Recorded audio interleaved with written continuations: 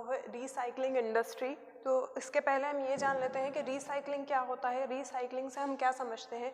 देखिए, रिसाइकल एक वर्ड है जिसका मीनिंग होता है कि हम किसी भी चीज़ को या किसी भी प्रोडक्ट को वापस से रीयूज़ करने के लायक बनाते हैं।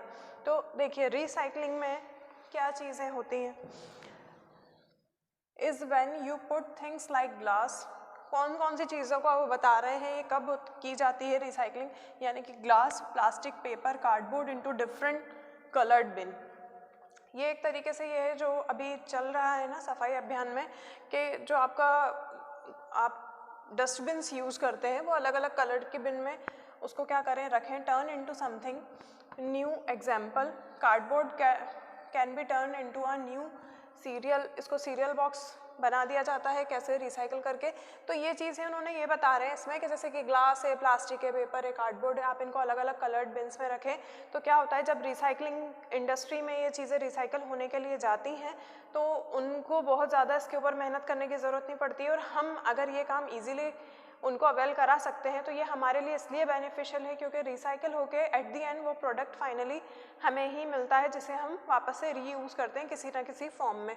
अब देखिए, रिसाइकलिंग क्या सेव करती है, land, reduce the amount of solid waste, जो ज़मीन में वेस्ट हो रहा है उसको क्या करती है, रिड्यूस करती है, एनर्जी कंजम्पशन करती है, एंड जो पॉल्यूशन वगैरह होता है इन सब चीज़ों का वो क्या करती है, इन सब का अमाउंट जो हो रहा है उसको रिड्यूस करती है।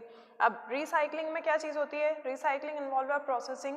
ये एक पूरी जो रिसाइकल होता है वो प्रोसेस होता है, पूरी एक प्रक्रिया होती है जिसमें क्या करते हैं, मटीरियल जो यूज़ किया जाता है वो कौन सा मटीरियल होता है, वेस्ट।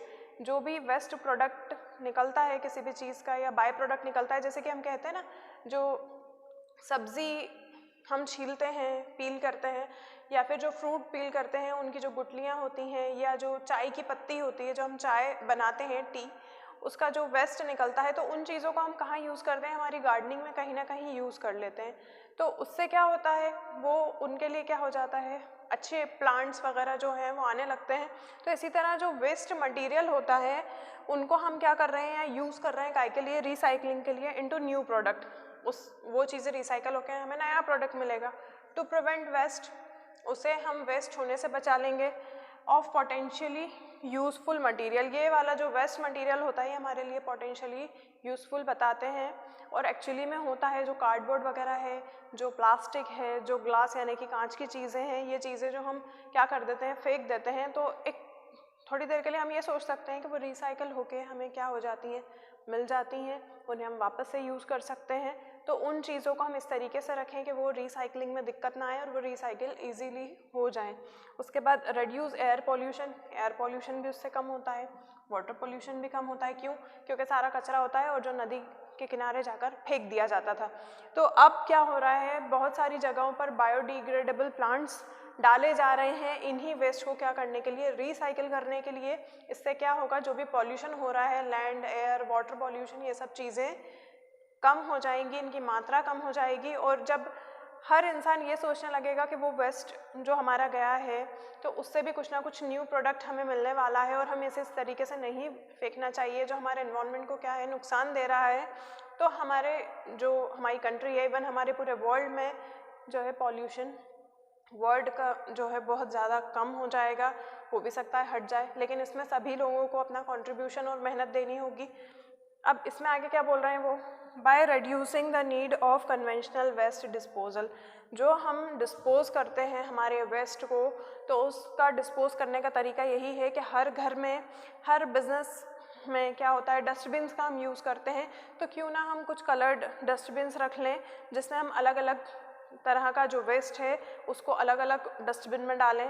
कार्डबोर्ड के लिए अलग, पेपर के लिए अलग, उसके बाद जो आप कांच की चीज़ें फेंकते हैं उनके लिए अलग, जो आप दूसरे प्लास्टिक की चीज़ें, प्लास्टिक की बॉटल्स वगैरह जो हम फेंकते हैं उनके डस्टबिन। तो ये क्या होगा, इससे रिसाइकिल में बहुत आसानी हो जाएगी और हम लोगों के लिए भी ये बेनिफिशियल रहेगा। अब रिसाइकलिंग क्या होता है, की कंपोनेंट है ये मॉडर्न वेस्ट रिडक्शन में। जो वेस्ट करते हैं हम किसी भी चीज़ को, उसको हम क्या कर लेते हैं, रिडक्शन हो जाता है उसका, और is the third component of the reduce, reuse and recycle. Reduce यानी कि हम घटा देते हैं मात्रा, किस चीज़ की, जो पॉल्यूशन हो रहा है उसकी हम घटाने की कोशिश कर रहे हैं, रीयूज़ कर रहे हैं हम उसी चीज़ को बार बार रिसाइकल करके हम रीयूज़ कर रहे हैं। जब ये रिसाइकल हो रहा है मतलब उसको हम वापस से यूजेबल बना रहे हैं। ये वेस्ट हायरार्की है, ठीक है। तो ये रिसाइकलिंग कहाँ होती है? जो बायोडिग्रेडेबल प्लांट्स डले हुए होते हैं वहाँ होती है। आप लोगों ने भी सुना होगा कि जो इंदौर है वो सबसे क्लीन सिटी में काउंट किया जा रहा है और उसके आसपास के एरिया भी क्लीन रखने की कोशिश की जा रही है। तो वो क्यों हो रही है?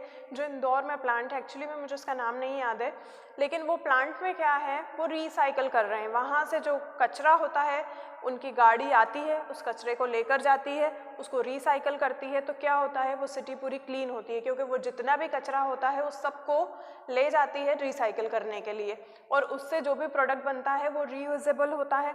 लेकिन उस प्रोडक्ट को क्या कर दिया जाता है, यानी कि जो वो वेस्ट था जो हमने कहीं कहीं पर फेंका था, उन चीज़ों को वो फेंकने की बजाय उसको कलेक्ट करके ले जा रहे हैं। तो जो पॉल्यूशन उस वेस्ट की वजह से हो रहा था, जो गंदगी फैल रही थी, जो एरिया बढ़ रहा था गंदगी का, वो पूरा क्या हो गया है, एक तरीके से उन्होंने उसको ख़त्म कर दिया है। क्यों?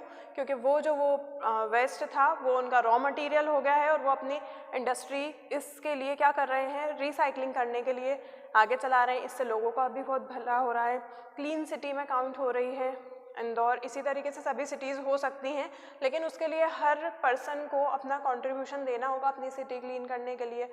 अब देखिए इसके बेनिफिट्स क्या हैं। कंजर्व अवर नेचुरल रिसोर्सेज, ये अपने नेचुरल रिसोर्सेज को कंजर्व करती है। Has a positive effect on the economy by generating jobs and revenues.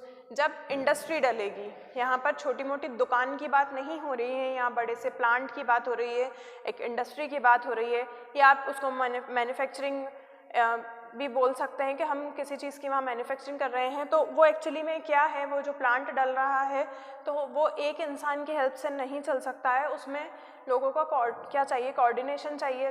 लोग जब अपनी अपनी मेहनत उसमें करेंगे तो क्या होगा, इकोनॉमी कैसे जनरेट होगी, वहाँ पर हमारा पैसा बच रहा है। जो हम फ्रेश चीज़ों का प्रोडक्शन चाह रहे हैं वो रिसाइकिल करके भी हमें यूज़ में ले रहे हैं, कम कॉस्ट लग रही है, टाइम भी उसमें क्या हो रहा है, हमारा बच रहा है। दूसरी चीज़, लोगों को जॉब मिल रही है और रेवेन्यू इंक्रीज़ हो रहा है, ठीक है। क्यों? क्योंकि कॉस्ट, हम जो भी चीज़ एक नया हम प्रोडक्शन करते हैं तो वो क्या चीज़ होती है, वो एक ही बार बनाई गई होती है।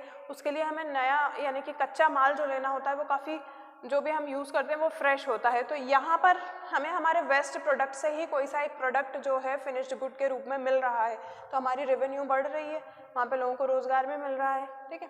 अब देखिए कि यहाँ एग्जांपल दिया इन्होंने, संडे एडिशन में जो न्यूयॉर्क टाइम्स है वो क्या कंज्यूम कर रही है, 62,000 ट्रीज़ को वो कंज्यूम कर रही है।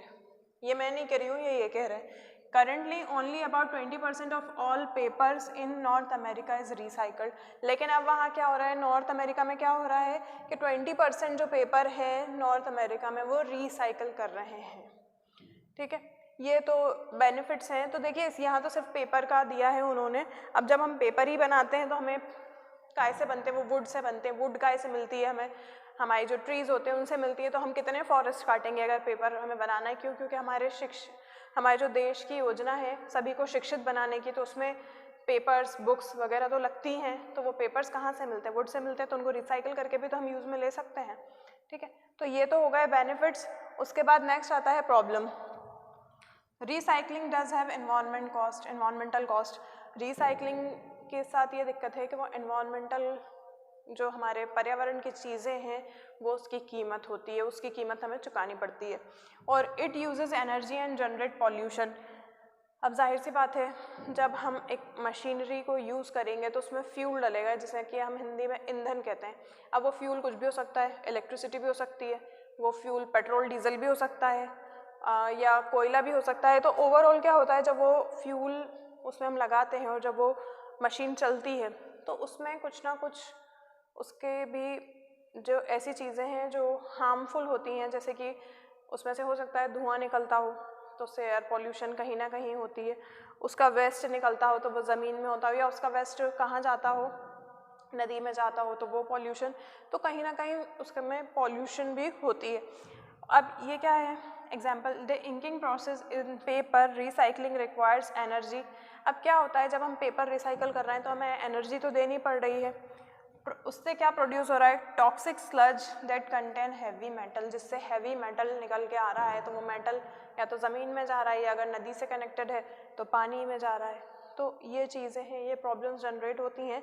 और एक चीज़ मैं आपको रिसाइकल में बताती हूँ, हम जो बॉटल्स यूज़ करते हैं या जो हम जार यूज़ करते हैं, तो क्या होता है, आपने देखा होगा कई बार कुछ इस तरह का जो साइन बना के वो देते हैं, इसमें कुछ भी डिजिट लिखा होता है 2, 8 समथिंग, तो ये बताते हैं कि ये वाला प्रोडक्ट इतनी बार क्या हो चुका है, रिसाइकल हो चुका है। सपोज 8 लिखा है तो ये 8 बार रिसाइकल हो चुका है। प्लास्टिक की बॉटल या कांच की बॉटल पे आपने कभी देखा हो तो ये वो बताते हैं कि ये चीज़ इतनी बार रिसाइकल होकर आपके पास आई है। तो ये आपका जो टॉपिक था ये रिसाइकलिंग का था।